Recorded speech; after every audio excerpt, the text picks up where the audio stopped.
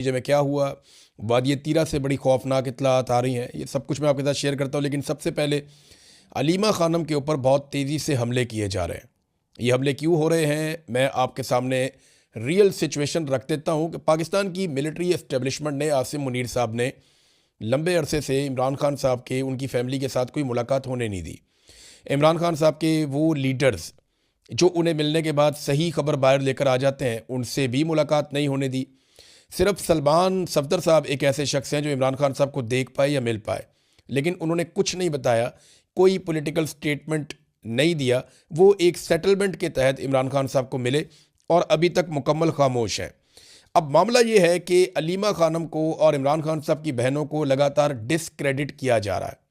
पाकिस्तान के निज़ाम के ऊपर बहुत दबाव है। आलमी मीडिया बार बार ये खबर चला रहा है कि इमरान खान साहब की आंख को नुकसान हुआ है, इमरान खान साहब को कैद तन्हाई में डाला हुआ है, और अब वो एक लीडर के ऊपर मुकदमे के तौर पे नहीं, इंसानी हुकूक के मामले के तौर पे इस खबर को देख रहे हैं।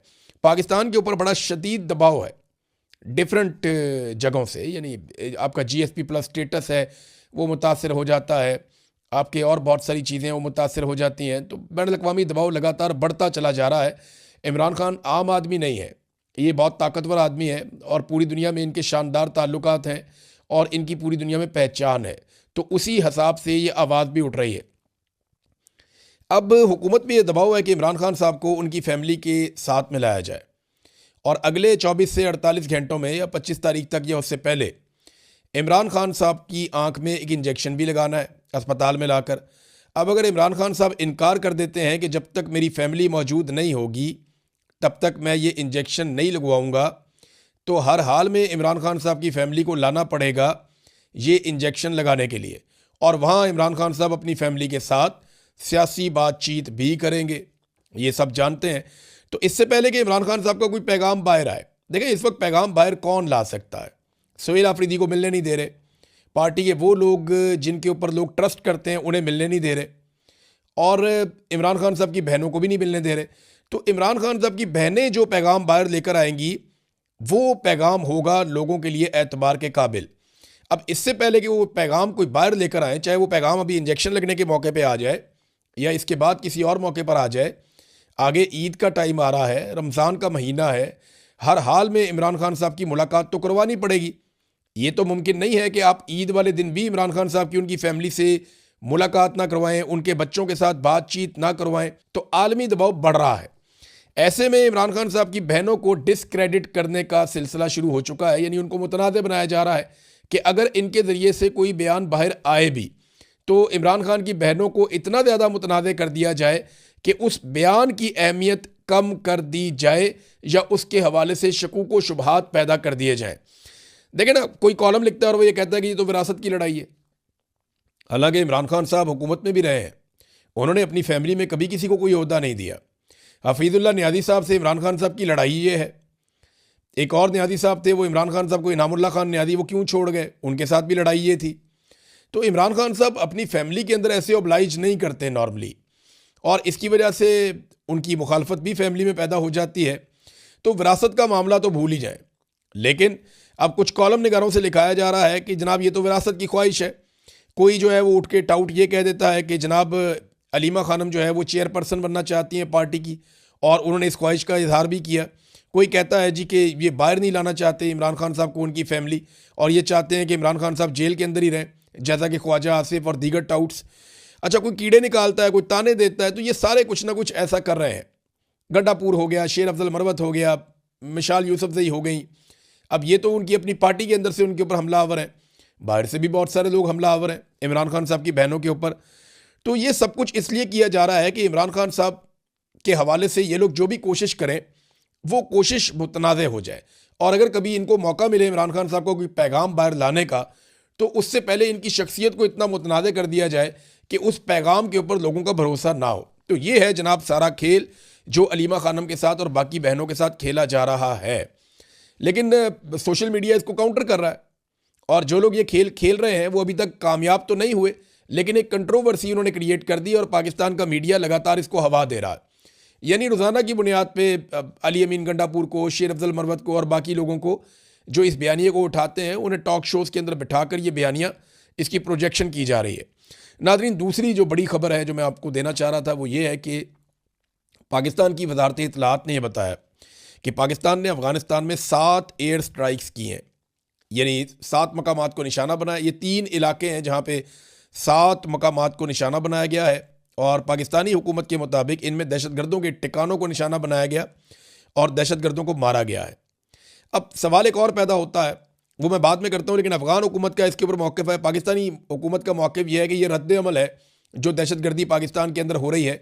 बल्कि अभी जो हालिया दहशतगर्दी हुई उसमें एक लेफ्टिनेंट कर्नल समेत 3 लोग शहीद हो गए और जवाबी कार्रवाई में कुछ दहशतगर्द भी मारे गए। लेफ्टिनेंट कर्नल हैं शहजादा गुल फराज, ये एक दहशतगर्दी के वाक़े में शहीद हुए। सिपाही उनके साथ करामत शाह, वो भी जाम शहादत नोश कर गए। तो ये बड़ा अफसोसनाक एक वाक़या हुआ। उसके बाद एक रद्द-ए-अमल आता है और इससे पहले भी ऐसे ही ऑफिसर्स की और जवानों की शहादतें हो रही थी।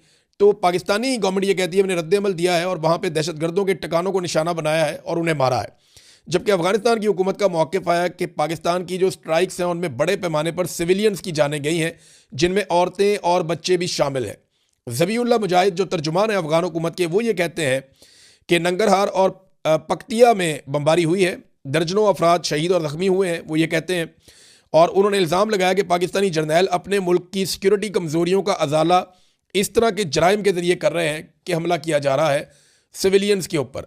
अच्छा, एक सवाल और पैदा होता है जो मैं करना चाहता हूँ। देखिए, ये तो दोनों वजारत इत्तलात हैं। अब पाकिस्तानी वजारत इत्तलात ये कह रही है कि हमने वहाँ पे दहशतगर्दों को मारा है, अफ़गान वजारत इत्तलात ये कह रही है कि नहीं, सिविलियंस उसके अंदर निशाना बने हैं। बड़ा सवाल ये है कि पाकिस्तान के अंदर जो नुकसान होता है वो सिविलियंस का और सिक्योरिटी फोर्सेस का होता है। और पाकिस्तान की जो सिक्योरिटी फोर्सेस हैं वो हर वाक़े के बाद और पाकिस्तान की हुकूमत बराह रास्त इल्ज़ाम भारत के ऊपर लगाते हैं। तो पाकिस्तान भारत के ऊपर इस किस्म का कोई हमला करके उनको जवाबी कार्रवाई क्यों नहीं करता? देखिए ना, भारत अगर ये हमले करवा रहा है, वो इसके पीछे मास्टरमाइंड है, तो भारत को भी जवाब देना चाहिए। लेकिन पाकिस्तान जो है वो अफ़गानिस्तान को जवाब देता है, उनके पास एयरफोर्स नहीं है। लेकिन भारत को पाकिस्तान जवाब नहीं दे रहा। पाकिस्तान को भारत को भी फिर जवाब देना चाहिए। अगर भारत ये अटैक पाकिस्तान के ऊपर कर रहा है, उसूलन तो यही होना चाहिए। भारत की एयरफोर्स के तैयारे भी हमने गिराए थे कुछ अर्सा पहले, मैं ये भी आपको बता दूं। अब भारत में कुछ भी हो जाए ना, तो वो बगैर सबूत के पाकिस्तान के ऊपर चढ़ दौड़ता है और पाकिस्तान के अंदर आके स्ट्राइक कर जाता है। जब कुछ भी हो जाता है भारत के अंदर, वो सबूत कोई नहीं दिखाते। पाकिस्तान कहता रहता है सबूत दिखाएं, कोई चीज़ है तो सामने लेकर आए, लेकिन भारत हमला कर देता है हमेशा पाकिस्तान के ऊपर। और पाकिस्तान जो है वो रिस्ट्रेंट का मुजाहरा करता है और कभी भी भारत को जवाबी कार्रवाई नहीं करता जब पाकिस्तान के अंदर भारत दहशतगर्दी करवाता है, बकौल पाकिस्तानी गवर्नमेंट के लगातार ये सारे वाक़यात भारत करवा रहा है। अब नाज़रीन, आ जाए कि अमेरिका क्या कर रहा है रीजन में। ईरान के आसपास जितने भी अमेरिका के अड्डे हैं, उन सब के ऊपर बड़े पैमाने पर अमेरिका हथियार और फौजी जमा कर रहा है। तेज़ी से अमेरिकी बहरी बेड़े जो हैं वो इस इलाके में पहुंच रहे हैं। कुछ बहरी बेड़े पहुंच गए थे, कुछ अभी ट्रैवल करके पहुंच रहे हैं। जबकि यूरोप के अंदर, मिडल ईस्ट के अंदर अमेरिका के बहुत सारे फ़ौजी अड्डे हैं। इन तमाम फ़ौजी अड्डों पर बड़े पैमाने पर जंगी जहाज़ और जो फोर्सेज हैं वो और हथियार वो अमेरिकन पहुंचा रहे हैं। और डोनाल्ड ट्रंप ने पहले ही धमकी दी है कि ईरान के ऊपर अटैक किया जा सकता है। और इससे पहले कई यूरोपीय ममालिक जो हैं वो अपने शहरियों को कह चुके हैं कि वो ईरान को छोड़ दें। तो ऐसा लगता है कि अगर ईरान और अमेरिका के बीच में कोई डील नहीं होती और कोई नतीजा नहीं निकलता, तो ईरान के ऊपर अमेरिका दबाव बढ़ाने के लिए एक बड़ी स्ट्राइक कर सकता है। और अगर अमेरिका को किसी मौके पे ये महसूस हुआ कि ईरान में रजीम चेंज हो सकता है, तो वो हर सूरत रजीम चेंज करवाएगा। इस वक्त जो ईरान की सियासी क़यादत है और जो मजहबी क़यादत है वो बहुत ख़तरे में है, क्योंकि इसराइल पहले एक प्रोजेक्ट के ज़रिए से बहुत सारे लोगों को वहाँ पे शहीद कर चुका है और अमेरिका और इसराइल मिलकर ये कार्रवाई करेंगे। ये बैनुल अक़वामी अखबारात के अंदर चीज़ें छप रही हैं और इसमें एक बहुत बड़ा इंटेलिजेंस का नेटवर्क है इसराइल का जो ईरान के अंदर काम करता है और उसकी मदद अमेरिका को हासिल रहेगी। अब ये साफ दिखाई दे रहा है कि अगर ईरान अमेरिका की बात नहीं मानता और किसी ऐसे नतीजे पर नहीं पहुँचता जिससे डोनाल्ड ट्रंप मुतमईन हो जाए, तो एक हमला तो अमेरिका ईरान के ऊपर करने वाला है। दूसरी जानिब अचानक से ईरान के अंदर फिर से मुजाहरे शुरू हो गए और ये हुकूमत मुखालिफ मुजाहरे हैं। अगर ये दोनों चीज़ें एक साथ होती हैं तो अमेरिका कोशिश करेगा कि अफ़गानिस्तान के अंदर रजीम तब्दील किया जाए। ये कोशिश अमेरिका पहली मरतबा नहीं करेगा, इससे पहले भी ये कोशिश की जा चुकी है लेकिन कामयाबी नहीं हुई। अब देखते हैं कि इस मरतबा क्या होता है। जबकि ईरान ने कहा कि हम कोशिश करेंगे कि जंग ना हो, लेकिन अगर लड़ाई हो जाती है तो फिर हम हर हद तक जाएंगे और जितने भी यहाँ पे आसपास अड्डे हैं जहाँ पे अमेरिका के असासे हैं हम उनके ऊपर हमला करेंगे। तो पाकिस्तान के साथ भी अमेरिका के बेहतरीन ताल्लुकात की एक वजह यह है कि पाकिस्तान का बॉर्डर बिल्कुल ईरान के साथ लगता है और अफ़गानिस्तान के भी साथ लगता है। तो ये एक इम्पॉर्टेंस पाकिस्तान की बन जाती है, ख़ास तौर पे बलूचिस्तान की। और अमेरिका समझता है कि यहाँ पे स्ट्रेटजिकली पाकिस्तान कितना इम्पॉर्टेंट है। अब नादरीन आप इस बात पे आ जाएंगे, वादी तीरा के अंदर एक इंसिडेंट हुआ। कुछ जगहों पे रिपोर्ट हुआ कि ये मर्डर गोला मारा गया, जिसके नतीजे में एक मुसाफिर गाड़ी में 2 बच्चों समेत 5 लोग शहीद हो गए। और कुछ इतलात के मुताबिक एक ड्रोन हमला था, जिसके नतीजे में मुसाफिर गाड़ी के अंदर 2 बच्चों समेत 5 अफराद शहीद हो गए।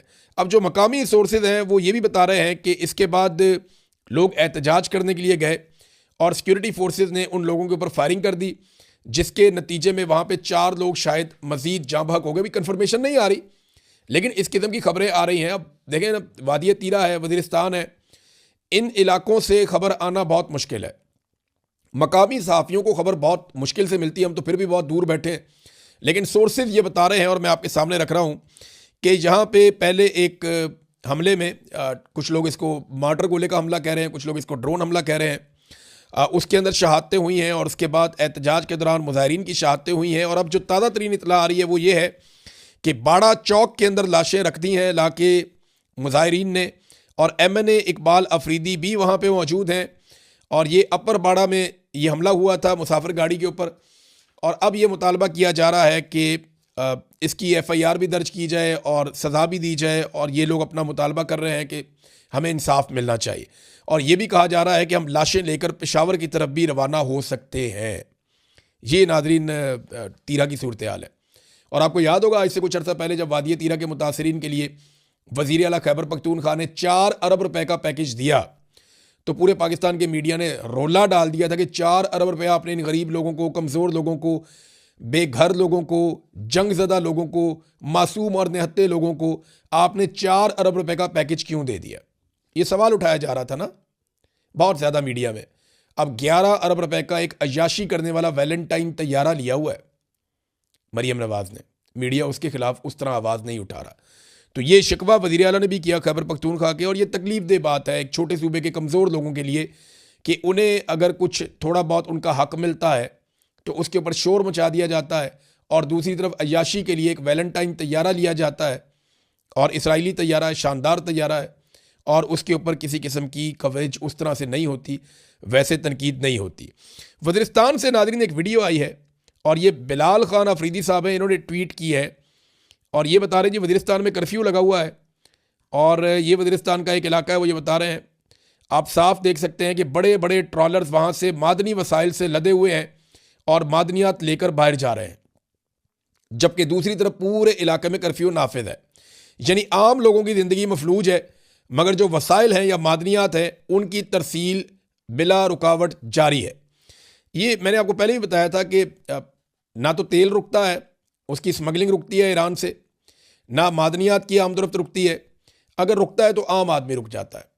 कर्फ्यू है आम आदमी के लिए है, मादनियात के लिए कोई कर्फ्यू नहीं है। मादनियात हर वक्त निकलती रहती हैं और मादनियात के जो ट्रॉले जाते हैं उन्हें अमान हासिल है सिक्योरिटी फोर्सेस की जानिब से भी और दहशतगर्दों की जानिब से भी, क्योंकि उसमें माल है और वो सबको माल खिलाते हैं ऐसा लगता है। बहरहाल मादनियात वहाँ से जा रही हैं और ये सबूत भी उन्होंने दिखाया कि कर्फ्यू के दौरान भी मादनियात की तरसील जारी है। नाज़रीन एक ख्वाहिश है बहुत पुरानी और ये ख्वाहिश है ग्रेटर इसराइल की। ये ख्वाहिश वक्तन फ़वक्तन सामने आती रहती है। इसराइल के जो हुक्मरान हैं वो ये कहते रहते हैं। ग्रेटर इसराइल का मतलब ये है कि उर्दन, सऊदी अरब का एक हिस्सा, इराक़ का एक हिस्सा, शाम, मिस्र, लबनान, इनके कुछ इलाके जो हैं ये सारे शामिल करके एक बहुत बड़ा इसराइल बनेगा, जहाँ पे इसराइल की हुकूमत होगी और समुंदर का भी एक बड़ा एरिया इनके कंट्रोल में होगा और सुएज़ कनाल भी इनके कंट्रोल में चली जाएगी। तो दुनिया की मईशत के ऊपर एक बड़ा तगड़ा कंट्रोल आ जाएगा इसराइल का।